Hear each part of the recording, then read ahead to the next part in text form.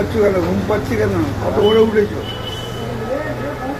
আমি 5:30 5:30 উঠেছ, তারপরে চান পায়খানা করলাম, করে আমার বউ একটু রুটি করে দিল, রুটিটা নিলাম, 6:30টায় বেরিয়ে এলাম। 6:10 করে বেরিয়ে বেলটা এলাম। সকালে কাগজটা এই বর্তমানগুলো তো আমি তুলি, আর অন্য কাগজগুলো টেলিগ্রাফ, তারপর খবর খবর ওগুলো সব অন্যান্য কলেজ থেকে যাই। এখানে কত কখন পৌঁছালে? হ্যাঁ, এই কলকাতা কখন পৌঁছালে? এখানে এখানে 7:30 পৌঁছে, আরে 7:30 পৌঁছে। পৌঁছে তারপর এবার যাওয়া শুরু করছো? হ্যাঁ, আমাদের এখানে আসবে 10:30। এখানে এখন 10টা, তোমার বলছি 10টা 10টা তারপরে পারলাম। এখানে 5 মিনিট করতাম, 10টা 10 এখান থেকে বেরোলাম। ডেলি ব্যাংকের কাগজটা ওখানে বিদ্যুৎ কেন্দ্রগুলো আগে এই সময় ফার্স্ট ক্লাসে কিন্তু ফাঁকা ফাঁকা দেওয়া হয়ে যায়, কষ্টটা কম হয়। ওই জন্য প্রয়োজনে আমাকে 2বার কলেজ চেঞ্জ করতে হবে। আগে কাগজটা দিতে এসি চেয়ারম্যানকে দেখে তারপর মার্কেট ধরে বিজনেস স্ট্যান্ডার্ড নেয় 14 টাকা দাম। দুপুরে খাবে কখন? খাবো যখনও খেলো, খাবার তো রেডি আছে।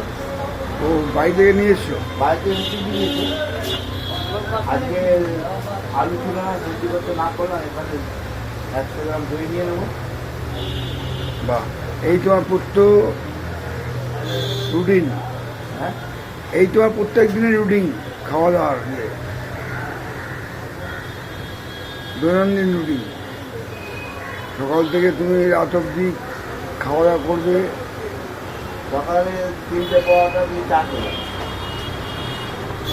আমার বাড়ি থেকে বেরোনোর সময়? বাহ, কালকে পরোটা ছিল, নষ্ট হয়ে যাবে, তারপরে গরম করে দিল, গরম গরম পরোটা, 1 কাপ চা খেয়ে বেরিয়ে এলাম। আর যে পরোটা দিয়েছিল, পরোটা রয়ে গেল, আর দুপুর টাইম ওষুধ থাকে।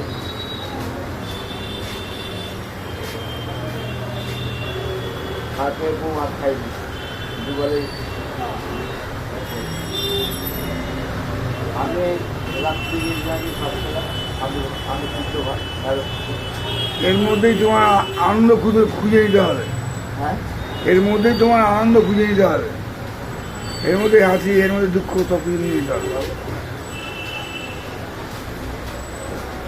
এটাই তো রোজের কাজ।